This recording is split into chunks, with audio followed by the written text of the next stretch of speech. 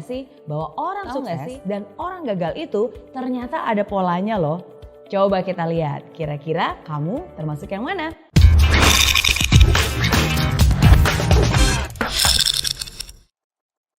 Apakah kamu ingin sukses? Pastilah, siapa juga yang gak pengen sukses? Sukses dalam karir, sukses dalam pendidikan, sukses dalam hubungan, sukses dalam bisnis, sukses dalam segala hal. Walaupun definisi sukses setiap orang pasti berbeda-beda. Namun tahu gak sih bahwa orang sukses dan orang gagal itu ternyata ada polanya loh. Coba kita lihat, kira-kira kamu termasuk yang mana? Yang pertama, orang sukses selalu mencari bagian dari jawaban. Dia itu bagian dari solusi masalah. Pikirannya kreatif, pikirannya unik, dan selalu cari cara, selalu cari jalan. Sedangkan orang gagal jangankan mencari solusi masalah, justru biasanya dialah yang menjadi bagian dari penyebab masalah. Bikin problem, bikin runyam, bikin keributan. Hal kedua, orang sukses selalu mau belajar. Mereka terbuka terhadap segala macam informasi baru dan mereka itu mau menyerap bagaikan spons. Orang gagal biasanya mereka merasa sudah pintar. Ya, merasa sok pintar. Gak butuh informasi. Ya, udah tahu. Itu tuh yang biasanya selalu keluar dari mulut mereka. Gak heran kan, kebanyakan orang macam ini justru berpikiran sempit. Karena segala informasi bukannya terserap, malah terpental sama mereka. Hal ketiga, orang sukses selalu melihat atau menemukan peluang di setiap masalah. Mau seburuk apapun, pasti ada hal baik yang bisa diambil. Bahkan di kondisi jelek pun, tetap aja ada hal positif yang bisa ditemukan. Nah, orang gagal biasanya hanya melihat masalah di setiap peluang. Bahkan hal yang sudah baik-baik aja nih bisa dicari-cari terus kesalahannya. Bisa dikorek-korek terus negatifnya. Hal keempat, orang sukses membuat komitmen dan dia akan berusaha semaksimal mungkin untuk menghidupi komitmennya. Dan omongannya bisa dipercaya. Sedangkan orang gagal hanya akan membuat janji-janji palsu, pengharapan palsu yang mereka tidak akan pernah menepatinya.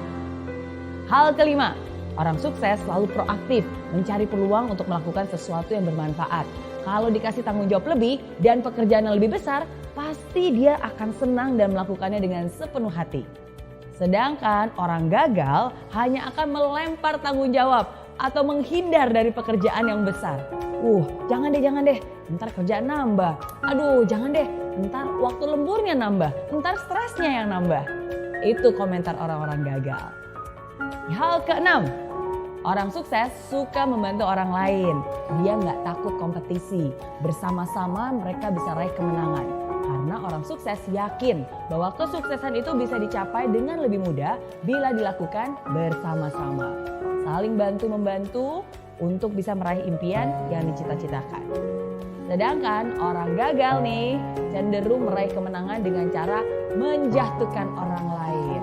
Hal yang dipikirkannya adalah, gimana ya caranya menang supaya saya bisa ngalahin orang itu? Gimana caranya supaya saya bisa naik setinggi-tingginya sedangkan orang itu bisa jatuh terinjak-injak? Dan lebih parah lagi nih, orang gagal itu selalu senang lihat orang lain susah dan susah lihat orang lain senang. Hal ketujuh, orang sukses kalau salah ya ngaku. Dia akan memperbaiki diri, dia akan rendah hati dan mau belajar lagi. Orang gagal boro-boro terima kritikan. Orang udah jelas-jelas salah aja pasti gak mau ngaku. Biasanya hanya menyalahkan orang lain. Kenapa belum sukses? Bukan salah saya. Salah bosnya, salah anak buahnya, salah istrinya, salah tetangganya. Semua salah. Kecuali dirinya sendiri. Itu ciri orang gagal. Nah, itu dia bedanya kebiasaan orang sukses dan orang gagal. Kalau kamu kira-kira termasuk yang mana nih? Kalau kamu telah memilih mental seperti orang sukses, bagus. Pertahankan itu dan bahkan tingkatkan.